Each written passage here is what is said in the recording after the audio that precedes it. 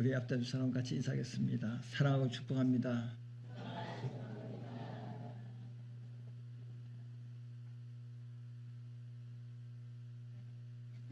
여러분 행복하십니까?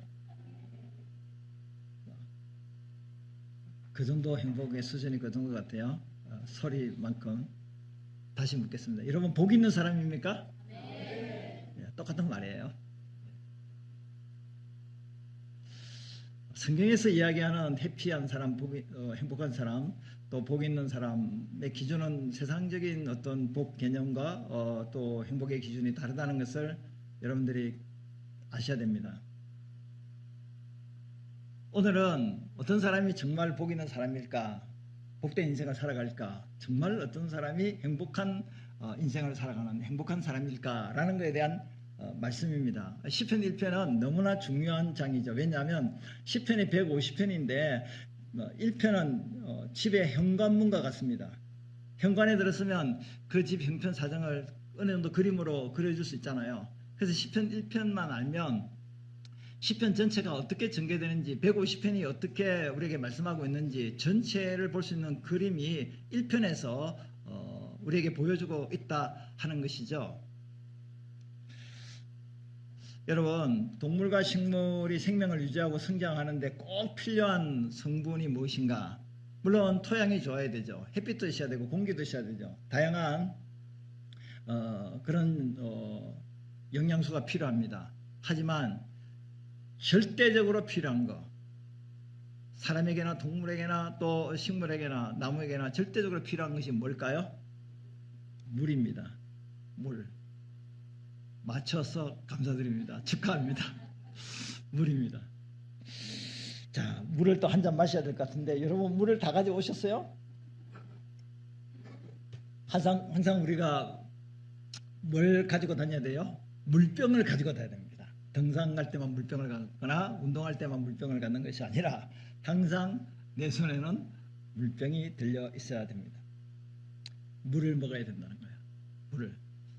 우리 D6의 대표인 김신환 목사님도 인도네시아에 가서 선교 사역을 하고 돌아오셨는데 그 선교 사역할 때 탈수 현상, 그러니까 물이 부족해가지고 다운돼 가지고 링거 맞고 막 그랬어요. 원인을 몰라는 거죠. 너무 힘들어서 그러나 생각했는데 물이 부족하니까 갑자기 다운돼서 그런 힘든 시간을 보냈습니다. 동물이든 식물이든 물은 생명의 근원이 되거든요. 물이 그만큼 중요합니다. 그런 의미에서 건강 강해하는 건 아니지만 오늘부터 뭐 마시자? 물 마시자. 사람들에게 물 먹이면 안 되지만 물을 마셔야 됩니다. 그러니까 식물이 자라는데 나무가 자라는데 물이 절대적으로 필요한 것처럼 우리가 행복한 사람, 복 있는 사람이 되기 위해서 우리에게 절대적으로 필요한 것이 뭔가 하는 것에 대해서 오늘 같이 말씀을 나누는데 먼저 피해야 될 것이 있습니다. 올바른 영향을 받는 데 있어서 잘못된 영향을 받아서는 안 된다 하는 것입니다. 뭘 피해야 되느냐? 말할 것 없이 죄를 피해야 됩니다.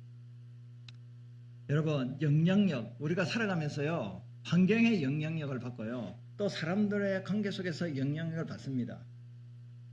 그 사람이 어떤 사람인가 하는 것은 그 가족의 구성원이 어떤 사람인가에 따라서 그 사람이 그 가족의 영향을 받고 그렇게 자라난 겁니다.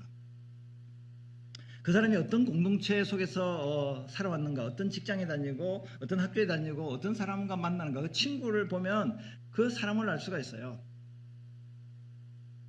그래서 관계 속에서 선한 영향력을 받을 수 있고 악한 영향력을 받을 수 있다는 사실이에요. 그래서 오늘 1절에 보면 복 있는 사람은 악인들의 뭐를 따르지 않는다고요? 꾀를 따르지 않고 죄인들의 어디에 서지 않는다고요? 길에 서지 않고 오만한 자들의 어디에 앉지 않는다고요? 자리에 앉지 않습니다. 꾀를 따르지 않는다는 것은요 사람이 살다 보면 누가 말하는 것에 귀가 쫑긋해서 귀를 기울일 때가 있어요. 악인들의 꾀를 따르지 않는다는 것은 악인들이 말하는 것에 귀를 기울이지 않는다는 거예요. 그러니까 예수를 안 믿는 사람, 하나님을 안 믿는 사람, 믿는다 하더라도 말씀대로 살지 않은 그런 사람들이 말하는 것에 귀를 기울이지 말라는 거예요. 근데 교회 안에도 보면 말 조심해야 되는데 말을 갖고 살아가는 많은 사람들이 있거든요. 근데 코로나 때는 말을 좀 못했지요. 왜? 마스크를 다 끼니까.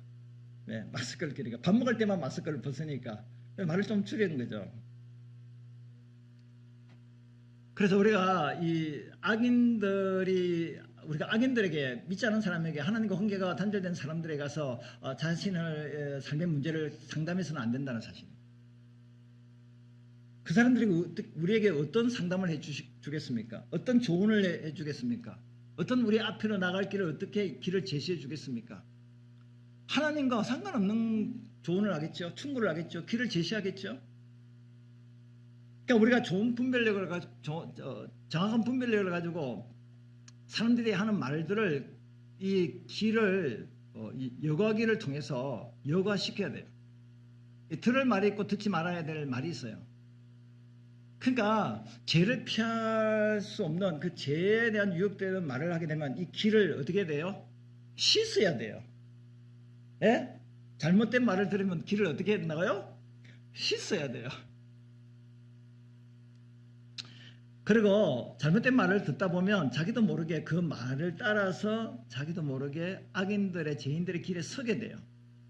듣게 되면 움직이게 돼요. 죄인들의 길에 선다는 것은 들은 죄인들이 말한 그 플랜, 그 계획과 그들이 말한 충고에 따라서 그 악한 길에 동참을 해서 그 길을 걸어간다는 거예요. 악을 행하게 된다는 거예요. 안 들었으면 괜찮은데 듣게 되니까 행동으로 옮기게 된다는 거예요. 그리고 최종적으로는 어떻게 되냐면 자리에 앉게 돼요. 죄인들의 자리에 앉게 돼요. 앉는다는 말은 이제는 그 죄인들과 같이 동석하고 그 죄인들의 세계 속에서 살아간다는 겁니다. 그러니까 우리가 살아갈 때 내가 지금 궁핍해요. 돈이 없어요. 경제적으로 어려워요. 생계 유지가 어렵습니다. 근데 몇 푼을 갖고 있어요. 그러니까 이걸 가지고 어떻게 하면 돈을 튀길 수 있겠는가? 예? 돈벌이를 좀 할 수 있겠는가? 도박할까 노름할까? 빠친거 맞는 말인지는 모르겠지만 그거 가서 코인을 사서 뭐 땡기면 한번 촥 한번 라스베가스는 안 가봤지만 그거 가서 한번 땡겨볼까? 처음에 초보자들은 땡기면 된다더라고요. 예. 예? 아마 그렇게 조작을 하는지. 그래서 이제 잘 되면 이제 나중에는 이제 크게 넣으면 이제 안 되게 되죠. 그러면 다 잃게 되죠. 그러니까 자꾸 이제 내가 형편이 어려울 때, 물질이 어렵다, 뭐 다른 여러 가지 다양한 어떤 삶에 필요한 것들이 있겠죠. 공감이 있을 수 있습니다. 그럴 때 누군가 유혹을 받게 되면, 그래서 내가 형편이 어려워서니까 한탕에서 뭐 한번 대박을 해서 일확천금을 한번 노려야 되겠다. 그러다 보니까 그 악인들의 이야기를 듣고 그 이제 도박장에 가든지 노름을 하든지 뭐 다른 세상적인 것들에 가게 되죠. 그 자리에. 그러다 보면 죄도 달콤해요. 죄도 달콤하다니까요. 예, 한잔하는 것도 달콤하고요. 피우는 것도 달콤하고 2차 3차 가는 것도 다 달콤해요. 달콤하니까 가는 거죠. 그러다 보니까 이거 좋구나. 그래서 그게 이제 눌러앉아서 결국 이제 가진 재산도 다 잃어버리고 또 인생도 다 망가지는 그렇게 심판의 길로 멸망의 길로 나가게 되는 거죠. 그래서 우리가 지금 살아가면서 어떤 지금 영향력을 환경으로부터 사람으로 받고 있느냐 그걸 잘 한번 돌아보시기 바랍니다. 성경에 보면 요셉이라는 사람은 뭐 잘 알다시피 애굽의 종으로 팔려가지고 이제 그 보디발 장군 아내의 유혹을 받을 때요 어떻게 피하냐면 이렇게 피합니다. 내가 어찌 큰 악을 행하여 하나님께 죄를 지으리까. 여인이 날마다 요셉에게 청했어요. 날마다 청했다 말을 했다는 거예요. 근데 안 들었어요. 요셉은. 그리고 요셉은 듣지 않을 뿐만 아니라 행동으로 동침하지 않았고 함께 있지도 않았다. 죄를 아예 보지도 않고 피했다는 거예요. 죄는요 피해야 됩니다. 나는 절대 죄 안 짓는다. 나는 이단에 절대 안 빠진다. 나는 잘못된 길로 절대 안 간다. 그 사람은 절대 빠집니다. 절대 빠져요. 절대라는 게 없어요. 베드로도 그랬잖아요. 신앙 고백을 하는데 주님이 칭찬을 받고 주님 저는 절대로 예수님을 안 버립니다. 부인하지 않습니다. 네가 오늘 다 올 때 3번 나를 부인하리라. 부인하잖아요. 인간은요 큰 소리 못 칩니다. 옆 사람과 같이 인사합니다. 큰 소리 못 칩니다. 큰 소리 못 친다는 말을 왜 합니까? 조심해야 된다는 거예요. 피해야 된다는 거예요. 스타벅스 광고하기에서 나온 건 아닌데요. 스타벅스의 로고가 뭐죠? 무슨 그림이죠? 요정의 그림입니다. 예? 두 꼬리가 있는, 꼬리가 둘이 있는 요정이에요. 이게 사이렌인데요. 사이렌이라는 요정인데요. 고대 이제 그리스 신화에 보면 지중해 바다로 이제 배가 항해하게 되면 그 요정이 있는 섬이 있어요. 그 지나가게 되면 아름다운 노래 소리가 막 들리는 거, 사이렌의 그 요정의 노래 소리가 들려요. 그러면 그 노래 소리에 사람들이 반하는 거예요. 그래서 노래 소리에 끌려가지고 이제 배를 항해하다 보면 그 섬 가까이 가면 암초에 배가 파산하게 됩니다. 파손하게 돼요. 그리고 그 노래 소리가 너무 감미롭고 달콤해가지고 남자들이 그냥 바다에 뛰어들어요. 그래서 또 죽게 돼요. 그래서 항해하는 자들에게 유혹자가 사이렌이에요. 그런데 오디세우스는요 그 유혹을 이깁니다. 어떻게 이기냐면요, 자기가 이제 그 배를 가지고 이제 선원들과 같이 이제 항해하면서 그 선원들에게 명령을 합니다. 너희들 다 기막하라.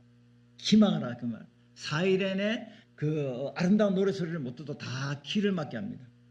그리고 자신은 그 돛대 기둥에 밧줄을 묶으라고 합니다. 그리고 이 그 오디세우스는 그래도 이 무슨 아름다운 노래를 하기에 남자들이 끌려가지고 그렇게 바다에 뛰어들고 배를 그렇게 암초 쪽으로 그렇게 몰고 갔냐. 그래서 그 노래 소리를 듣고 싶어서 꽁꽁 묶고 노래 소리를 듣는 겁니다. 그러면서 선원들에게 명령을 했습니다. 부하들에게. 절대 내가 풀어달라고 해도 풀어주면 안 돼. 너 꽁꽁 묶어야 돼. 그래서 이 오디세우스가 진짜 그 사이렌의 그 아름다운 노래 소리를 들을 때 막 그냥 풀어달라는 거예요. 뛰어들고 싶다는 거예요. 그런데 다 기막이를 했으니까 안 들리는 거지.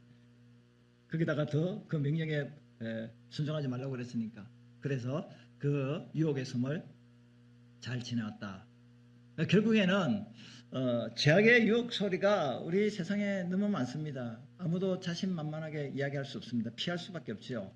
그래서 오바다라는 그 선지서도, 오바다 선지서가 있죠. 오바다라는 선지자가 있는데 이 오바다는 그 선지자가 아니고 북이스라엘의 아합 왕 때의 그 국내 대신이었습니다. 왕궁을 책임지는 자가 오바다라는 사람이 있었습니다. 근데 이 그 아합 왕은요 이세벨이라는 아주 엣바알의 딸을 그 정략적으로 이제 아내로 맞이해서 이제 부인으로 삼는데, 그러다 보니까 엣바알을 숭배했던 이세벨이 우유부단한 아합을 자꾸 이렇게 부추겨가지고 우상 숭배하게 만들고, 그것도 아합이 이제 자기가 이제 겨울궁인가 왕은 이제 겨울궁이 있고 여름궁이 있어요. 별장이 있어요. 여름에 가는 데 있고 겨울에 가는 별장이 있는데, 그게 별장 앞에서 보니까 이제 나봇의 포도원이 쫙 펼쳐져 있는 거예요. 저 포도원을 갖고 싶은 거예요. 근데 그 나봇에게 내가 좋은 땅을 줄 테니까 바꾸자. 그러니까 나봇이 조상 대대로 물려받는 땅인데 나 못 바꾸다. 그러니까 이세벨이 어떻게 한자요? 나봇에게 모함을 씌워가지고 죽이게 만듭니다. 그런데 이 오바다는요 그런 이세벨과 아합과 같이 있는 그 왕궁에 거하면서 오바다는 죄에 물들지 않은 것을 보게 됩니다. 그러니까 환경적으로 또 그런 죄악의 그 사람들 같이 있음에도 불구하고 오바다는 죄에 물들지 않은 것을 보게 됩니다. 죄를 피했다는 거죠. 그리고 다니엘도 그렇고 다니엘의 세 친구도 바빌론이라는 그 세속 문화에서 세상 신을 섬기고 우상을 섬기는 그런 문화 속에서도 그들은 우상 숭배를 하지 않고요, 우상의 음식도 먹지 않고요, 다니엘 같은 경우는 자신의 신앙인 이 기도 생활을 유지하기 위해서요 사자굴에 집어넣는다 할지라도 그럼에도 불구하고 그는 기도 생활을 계속했던 사람입니다. 세속에 살면서 세속에 물들지 않고 살아가는 이런 사람들이 있다는 거죠.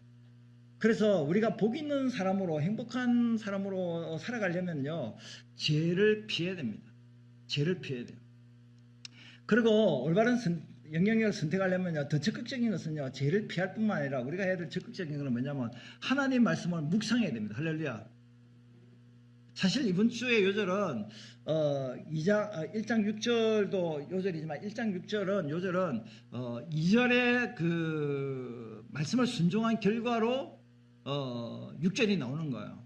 5절 6절이 나옵니다. 그래서 2절을 같이 한번 읽도록 하겠습니다. 오직 여호와의 율법을 즐거워하여 그의 율법을 주야로 묵상하는도다. 아멘.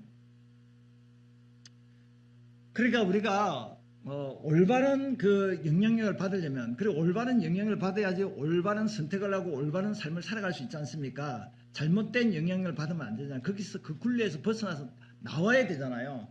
근데 계속해서 잘못된 영향을 받고 있다 보면 여기가 조사원이 하고 거기 눌러 앉아 있다 보면 결국에는 주전자 속의 개구리처럼 펄펄 끓는 물속에 나중에 있다가 자기도 모르는 사이에 익혀서 죽게 되거든요. 근데 거기서 나와야 돼요.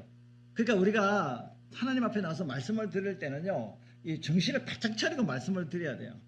경각심을 가지고 말씀을 드려야 돼요. 이거 사느냐 죽느냐는 것은요, 하나님 말씀에 달려 있는 거예요. 지금 이 시간에 여러분들이 죽을 상을 갖고 죽을 어떤 환경에 있다 할지라도 말씀을 듣는 순간에요, 살아나는 놀라운 역사가 일어나거든요. 그래서 말씀을 닫으면요, 죽는 역사가 일어나요.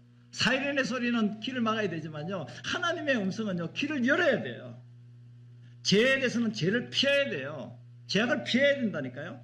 죄를 향해 싸워서 이길 수 있는 능력이 우리에게 없어요. 그러니까 모든 악한 자들은, 세상은요, 어떻게 이제 하나님과 우리의 관계를 단절시켜서 하나님을 떠나게 만드는 문화가 세속 문화예요. 사람들이 하는 모든 말들이 들어보면 그래요. 환경이 그래요. 그러나 우리로 하여금 하나님을 더 가까이 하게 하는 것은 뭐냐면요, 하나님 말씀이에요. 말씀. 그래서 하나님 말씀을 어떻게 해야 된다고요? 절구해야 돼요. 절구. 말씀이 기쁩니까? 옆 사람 같이 인사하겠습니다. 말씀이 기쁩니까?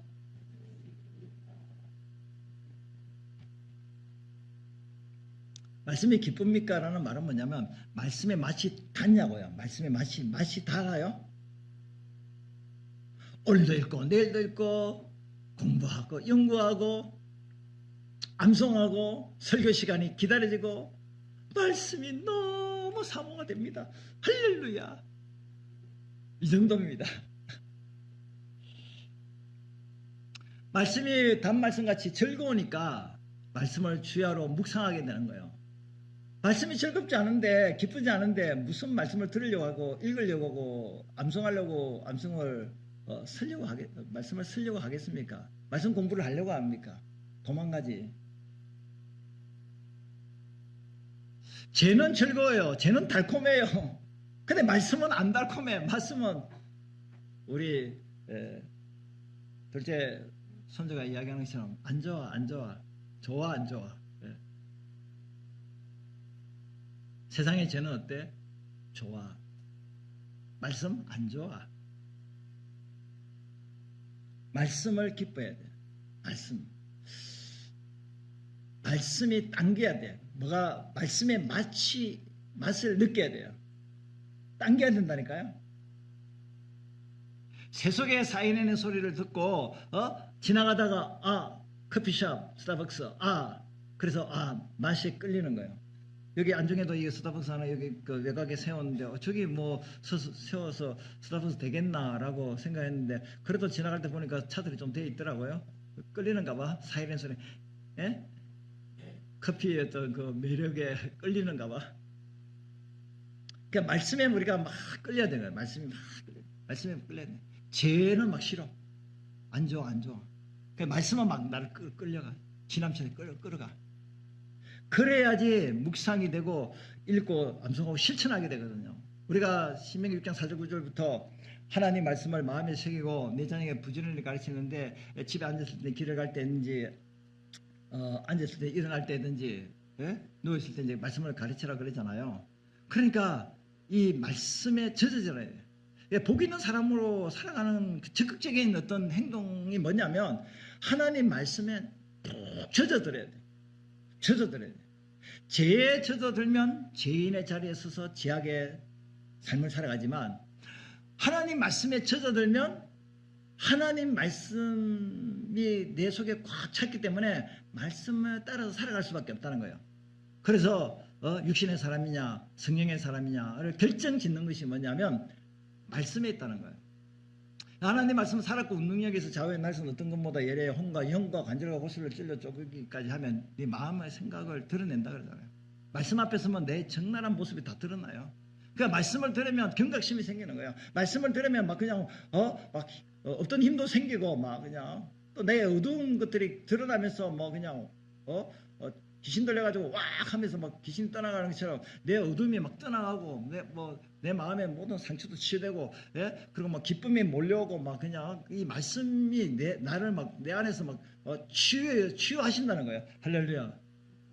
그렇기 때문에 예배 드리고 오기 전에는 막 그냥 얼굴이 침침하고 어두웠는데 막 교회 나가지고 예배 드리는 순간에 막 그냥 막 찬송을 막 부르고 막 기도하고 막 하나님 말씀 듣고 막 그러면서 마지막 축도까지 있으면서 막 그러니까 막 얼굴이 막 확 펴나가지고 막 그냥 막 좀 덥덥해도 막 그냥 뭐 시원한 느낌이 들고 말이야. 예. 그리고 막 불 딱 꺼도 막 광채가 나가지고 막 여기가 바짝바짝 빛나고 말이야. 할렐루야.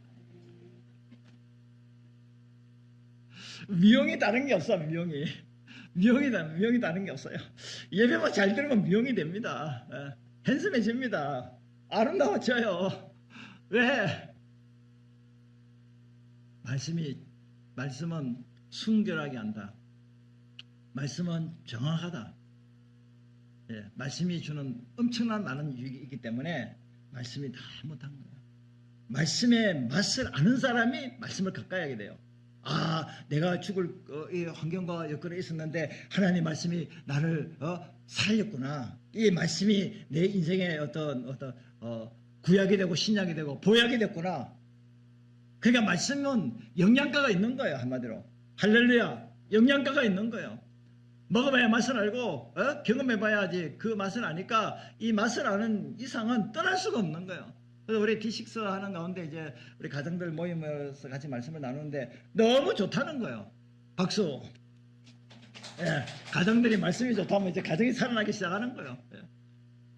주중에도 묵상하고 토요일날 가정 예배를 드리고 또 주일날 따서 말씀 또 이렇게 듣고 또 점심 먹고 또 말씀 나누고 두 번 세 번 막 계속 미리 말씀을 보고 또 말씀을 또 이 시간 듣고 또 들은 거 또 오후에 또 나누고 또 일주일 내내 또 말씀 또 이제 오늘 주부에 있는 것처럼 월요일에 뭐 화요일에 뭐 본문은 다르지만 말하고자 하는 그 주제는 같으니까 그러니까 완전히 말씀에 젖어 사니까 너무 행복한 거예요. 할렐루야. 나만 행복한가? 나만 좋은가? 혼자 그러네. 왜 저럴까 목사님? 그렇게 바라보는 사람이 있는 것 같은데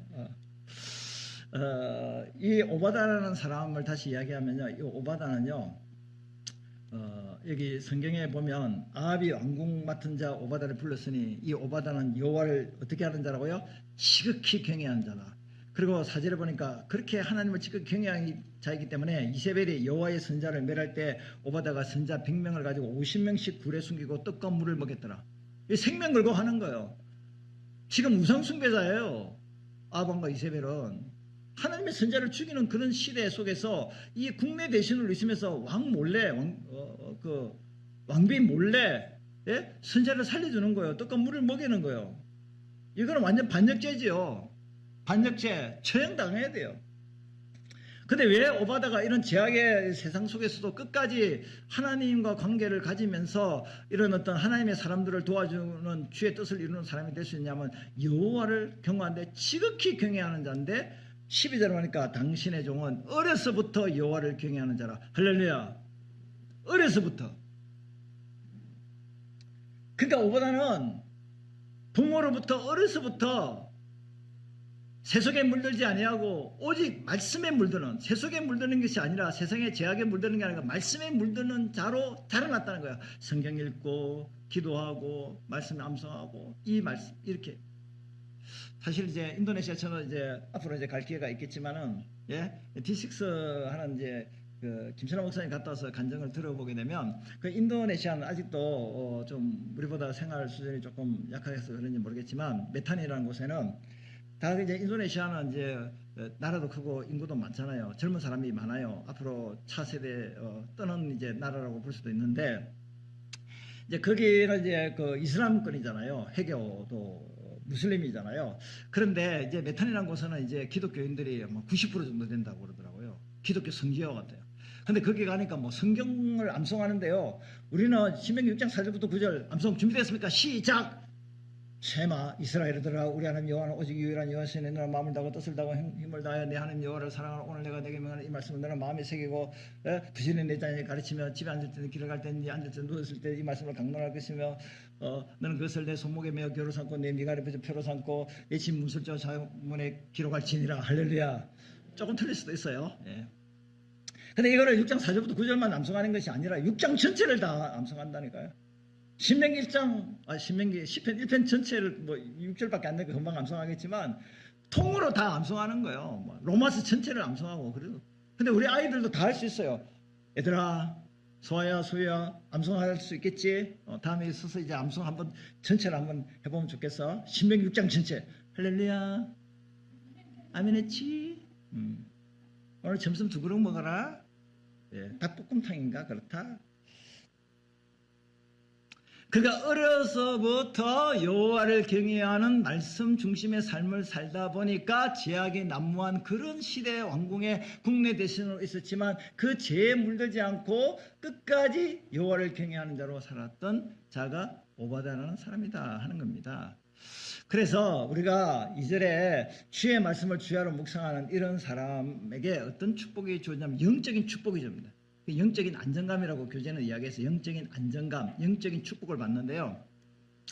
여기 이제 그림이 있습니다. 그림을 보면 이제 우리 성경 구절 3절에 보면 그는 이렇게 하나님의 말씀을 묵상하는 이런 사람들은 그는 의인들은 시냇가에 심은 나무가 철을 따라 열매를 맺으며 그 잎사귀가 마르지 아니한 같으니 그가 하는 모든 일이 다 뭐하다고요? 형통하리로다. 여러분 시냇가에 심은 나무가 되기를 원하십니까? 가뭄이 와도 시냇가에 심은 나무는 시냇가니까 얼마든지 물을 공급받으니까 나무가 성장하고 열매를 맺고 잎이 푸를 수밖에 없다는 거예요. 물을 공급받으니까.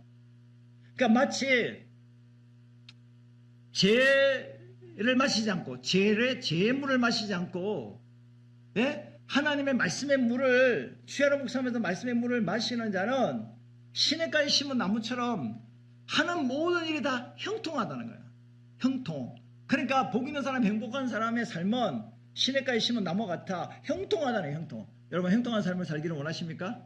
형통이 뭡니까? 형통은 예? 성경적으로 형통의 단어의 뜻은 성공한다는 말이고 번영한다, 번창한다, 번성한다는 뜻이에요. 그러면 예? 복 있는 사람은 성공한다는 말이에요. 번창하고 번영하고 번성한다는 말이거든요. 그러면 우리가 생각하는 그런 그 세상적인 기준의 형통을 지금 여기서 이야기하고 있지 않다라는 것을 먼저 우리가 기본으로 깔고 말씀을 드려야 돼요.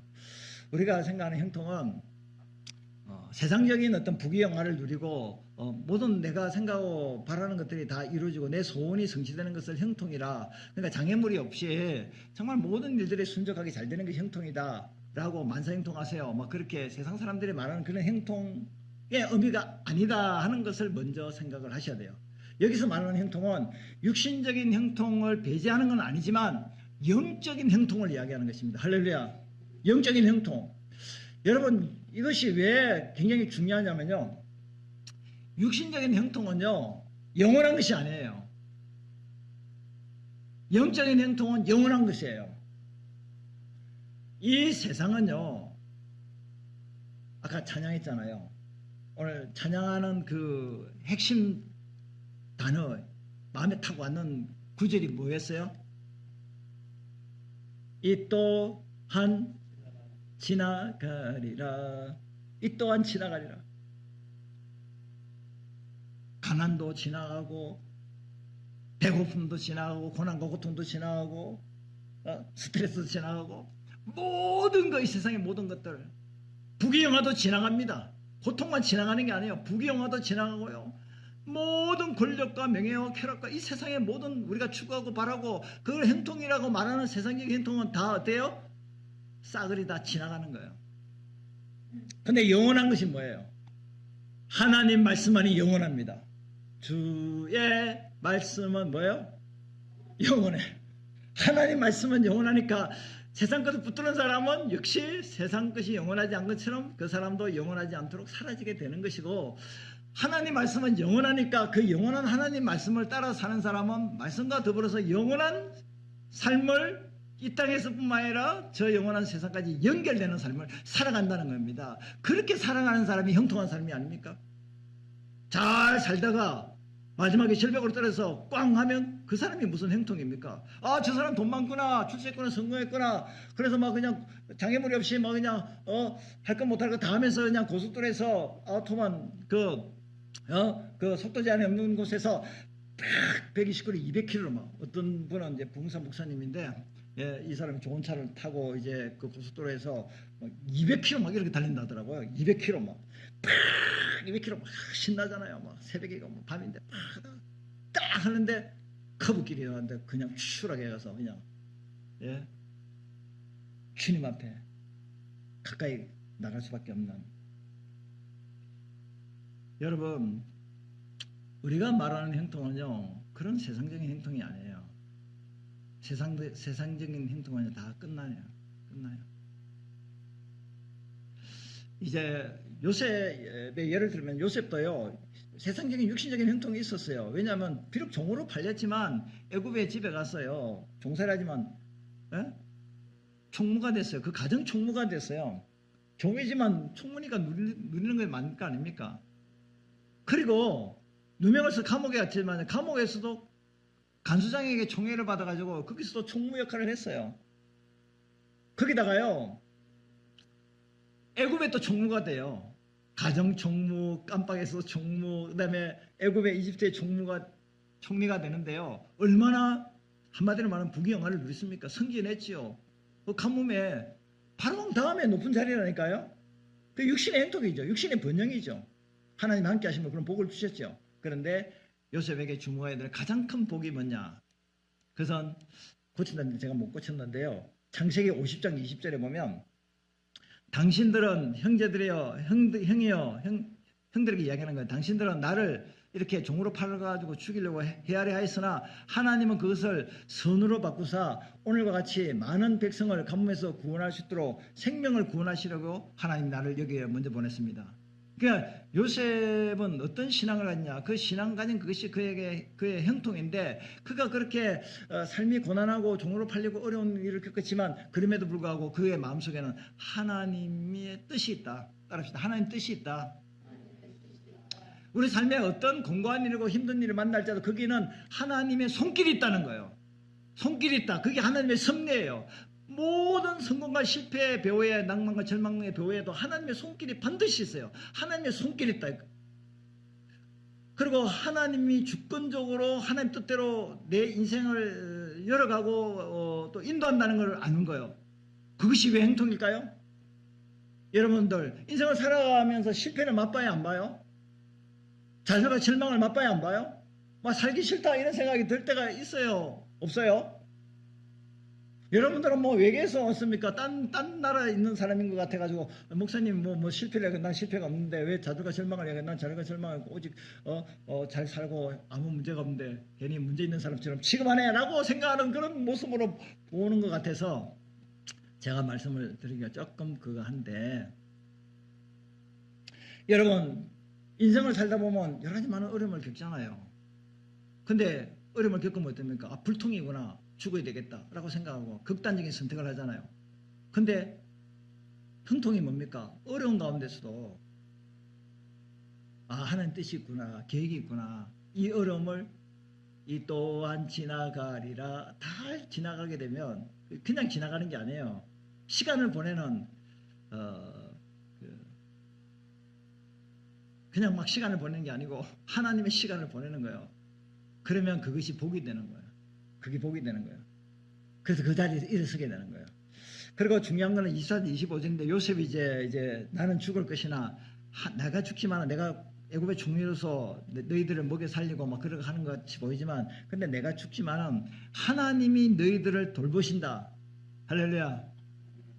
이것이 영적인 자산 아닙니까? 하나님이 영적인 자산 아닙니까? 하나님 내 삶을 다 주관하시고 인도하시고 그리고 하나님이 내 삶에 필요한 것도 공급해 준다는 이런 마음을 갖고 살아가는 사람이 형통한 사람이 아니겠습니까? 그러면서 아브라함과 이삭과 야곱 내 선조들에게 맹세하신 땅 가나안 땅 약속한 땅에 이르게 하신다. 그러므로 내가 여기에 죽어서 내가 애굽 땅에 묻힌다 할지라도 이 애굽에서 나갈 때는 내 해골을 메고 약속의 땅 가나안 땅에 묻어달라 하는 것입니다. 그러니까 저와 여러분들이요 진정한 행통은요, 육신의 행통이 아니에요. 영적인 행통입니다. 할렐루야. 세상에 죄인들의 그 삶이 더 부유해지고 더 권력을 잡고 잘 되는 걸 보고 더 가슴 치며 탄식하지 마시고, 풀은 속히 뱀을 받습니다. 꽃은 시들어 떨어집니다. 그리고 이제 하나님의 말씀을 주야로 묵상하는 사람은 영적인 안정감을 찾을 뿐만 아니라요, 또 마지막 한 가지는 주님의 인정을 받습니다. 우리 앞뒤 우선 같이 인사하겠습니다. 주님의 인정을 받는 사람이 됩시다.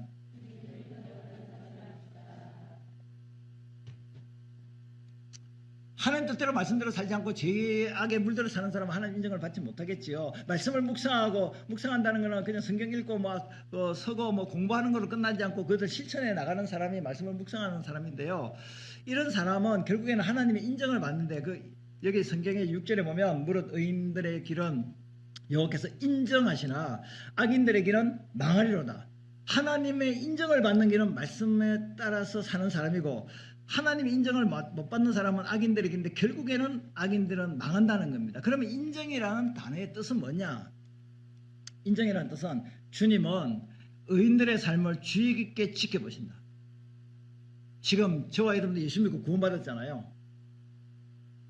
그리고 어떻게 하든지 몸부림치면서 하나님 뜻대로 말씀대로 살려고 몸부림치고 있잖아요. 죄를 지으려고 몸부림치고 있지는 않잖아요.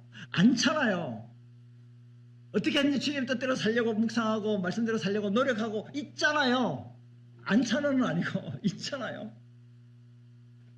그런 여러분들을 하나님이 지켜보고 있어요.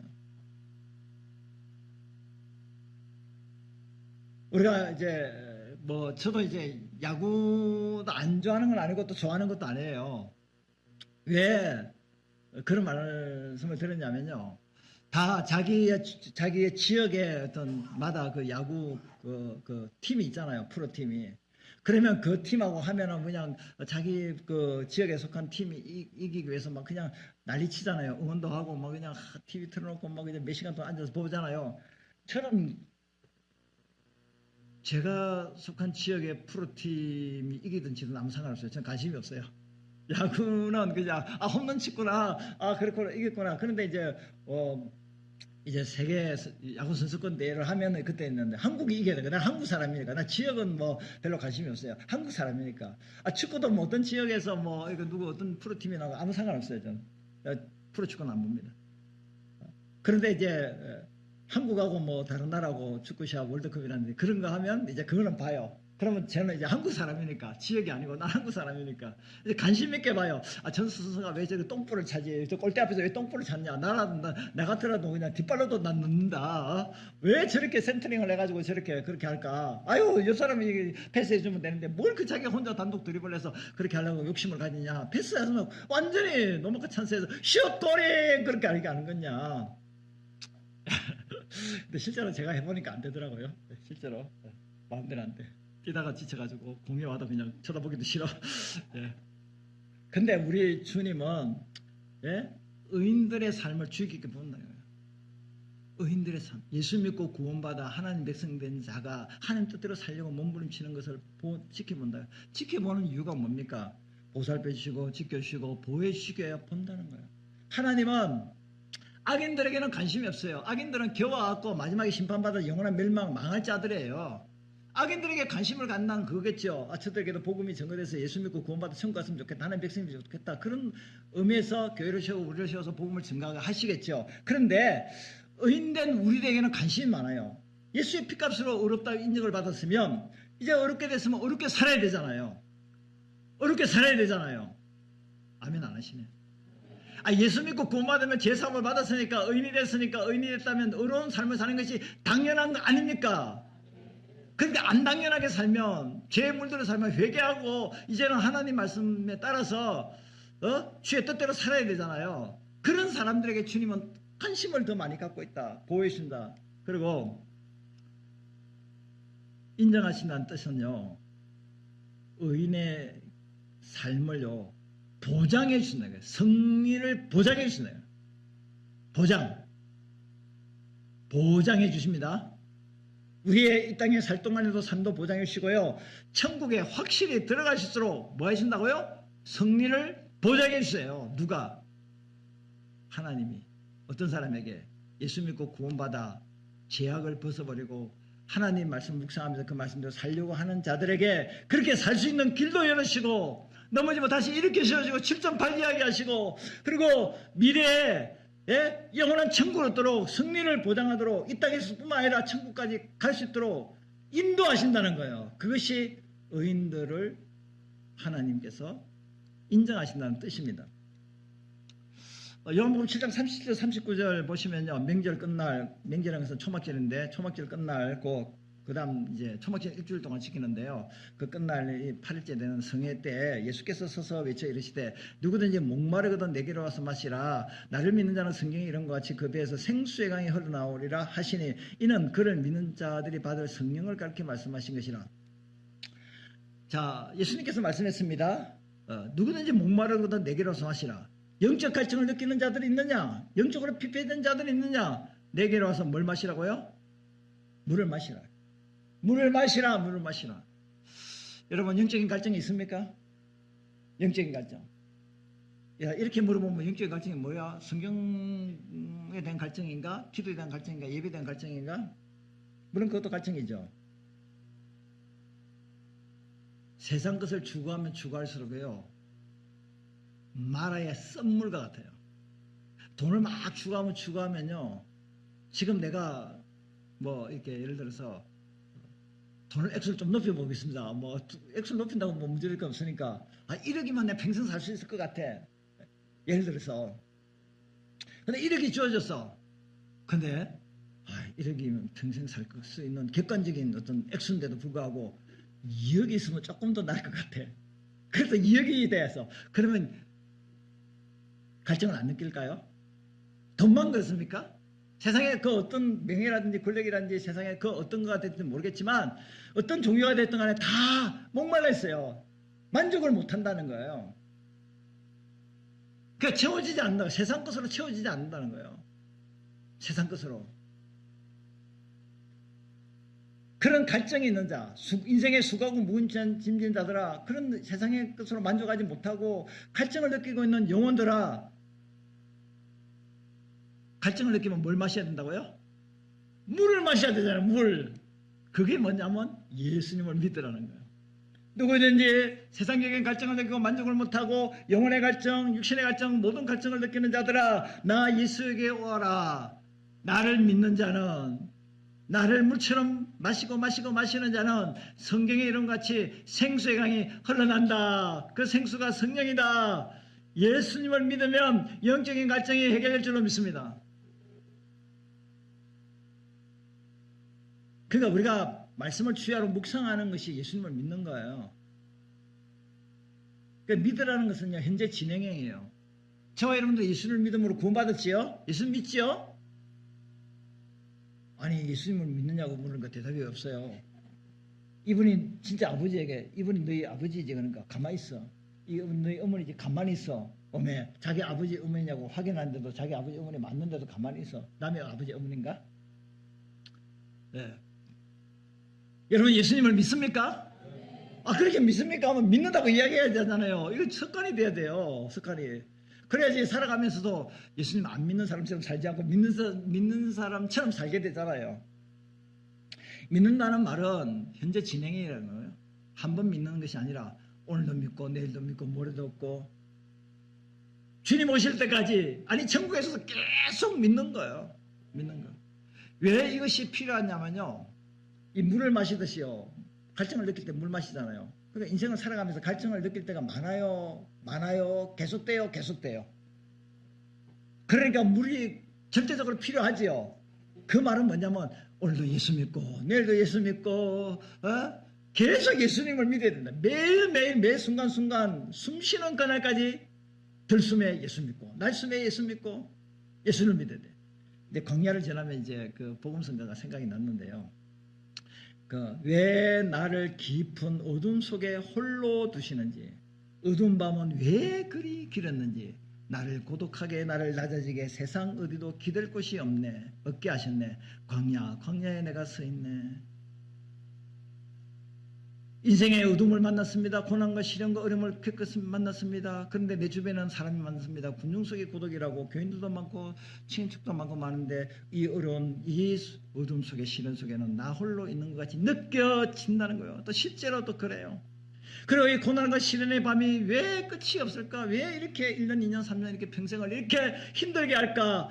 이런 아무도 없는 그 어두운 이 삭막한 이 광야에 내가 홀로 버려진 거, 서 있는 것 같은 느낌을 받을 때가 많이 있다.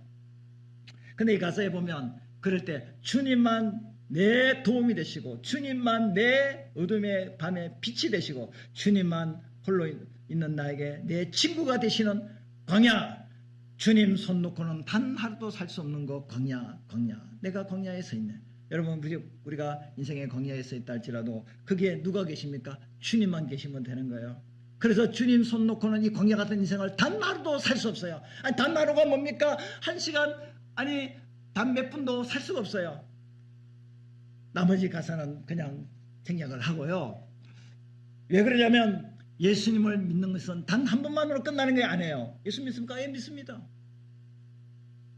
그리고 몇 시간 며칠 주님을 안 믿고 살다가 주일날 와서 제가 여러분들에게 예수님 믿습니까? 할렐루야 믿습니다. 그리고 또 안 믿는 것처럼 살아가요. 그게 아니고 계속해서 왜? 인생은 광야잖아요. 광야. 아무도 없는 광야. 근데 지금 제가 이 말씀의 주제는 뭐냐면 주님의 인정을 받는다 했잖아요. 말씀과 더불어 사는 사람은 주님과 더불어 산다는 말과 똑같아요. 이 광야 같은 세상에 말씀을 붙들고 산다는 것은 주님을 붙들고 산다는 거예요. 그러면 내 인생에 수많은 고난과 아픔이 온다 할지라도 주님 손 붙들고 산다는 것은 말씀 붙들고 산다는 말이에요. 할렐루야. 하나님 말씀을 붙들고 산다는 거예요. 왜 쉽게 신앙을 포기할까요? 왜 주님을 떠날까요? 왜 신앙이 그 시기하게 이렇게 신앙생활 할까요? 말씀이 없기 때문에 그래요. 하나님 말씀이 없기 때문에 그래요. 그래서 영적인 갈증에는 물이 필요하고요. 그래서 예수님을 또 믿고 현재 증인으로 계속적으로 믿게 되면 내 안에서 생수의 강이 흐르는 거예요. 생수의 강이 성령이에요. 성령이 흘러넘치는 거예요. 그래서 생명 역사가 나타나는 거예요. 이 광야 같은 험악한 이 세상 속에서 예수님을 믿고 그래서 예수로 충만하게 채워지게 되면 내 안에 계신 성령께서 막 충만하게 예수로 충만하면 성령으로 충만하게 되면 이제는 생명의 역사가 나타난다. 생명의 역사. 그래서 완성은 계시록 22장에서 기록이 되는데요. 계시록 22장에 보면요. 아까 보여준 것처럼 그 말씀인데요. 계시록 22장 1절 2절 보면 또 그가 수정같이 맑은 생명수 강을 내게 보이니 하나님과 및 어린 양의 보좌로부터 생명수가 흘러나와서 길 가운데로 흐르더라. 그 생명수 강 좌우에는 생명나무가 있어 12가지 열매를 맺되 달마다 그 열매를 맺고 그 나무 잎사귀들은 만국을 치료하기 위하여 있더라. 이거를 간단하게 설명하면요. 성부성자, 그러니까 하나님의 보좌에 성부성자 하나님과 예수님이 앉아 계세요. 근데 하나님과 예수님은 생명의 근원이에요. 여기서 생명이 흘러나오는 거예요. 흘러나오는데 그 흘러나오는 것을 생명수라고 부르는 거예요. 생명수. 그 생명수가 성령이에요. 그러니까 하나님과 예수님으로부터 성령이 흘러나오는 겁니다. 흘러나오는 거예요. 자, 흘러나오면 점점 흘러나오면서 물이 창일하게 되잖아요. 그래서 생명수 강이 된다는 거예요. 생명수가. 성령이 흘러가는 것이 생명수 강이에요. 성령이 흘러가요. 예? 충만하게 흘러가요. 그러면 충만하게 흘러가는 그 좌우편에 생명나무가 있는데 그 나무가 열매를 막 맺고 막 푸르잖아요. 그것이 바로 저와 여러분들이 생명나무라는 거예요. 생명수 강에 심겨진 생명나무가 저와 여러분 예수 믿는 우리예요. 그 생명의 강이 하나님과 예수님부터 흘러나오는 것이 생명의 강인데 그 생명의 강이 우리 안에 내주하는 성령이라는 거예요. 그러니까 예수를 자꾸 믿고 또 믿고 하면 그 예수가 충만해지면 내 안에 있는 성령이 동시에 충만해지고 성령이 충만해지면 말씀이 충만해지면 그 성령의 충만한 말씀 충만 예수 충만으로 살아가는 것이 생명의 역사가 일어나는 삶을 살 때 생명나무된 우리가 풍성한 영적인 열매, 이런 아름다운 열매를 맺고 천상에 갔을 때는 죽음도 없고 슬픔도 없고 아픔도 없는 그 유토피아 파라다이스의 세계에서 우리가 살 수 있다는 겁니다. 그러니까 이 땅에 살 동안에도 우리가 하나님 말씀을 묵상하게 되면 예수로 충만하고 성령으로 충만하게 되면 생수가 넘치는 생명의 역사가 나타나는 삶을 살 수가 있어요. 이 사람 같이 인사하겠습니다. 천국을 맛보며 삽시다.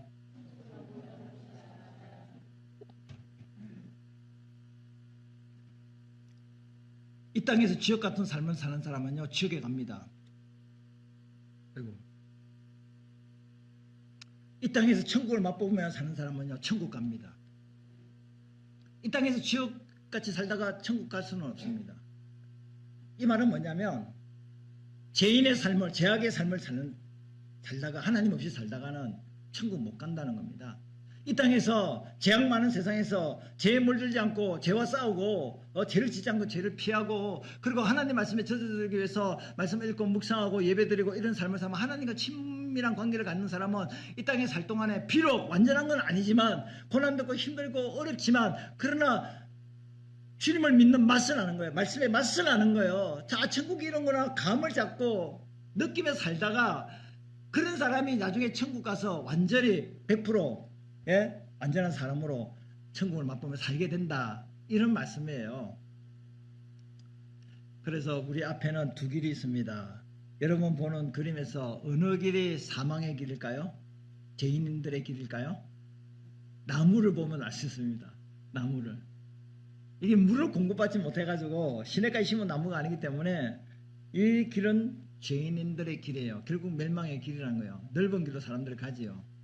세상 출세 성공을 해서 세상 번영을 가지요. 하나님 없이. 그러나 오른쪽 길은 생명나무가 있는 길이에요. 어느 길을 선택할 겁니까? 신명기 28장에도 이야기했는데 복과 저주가 있는데요. 항상 선택은 누가 합니까? 내가 하는 거예요. 내가 하는 겁니다.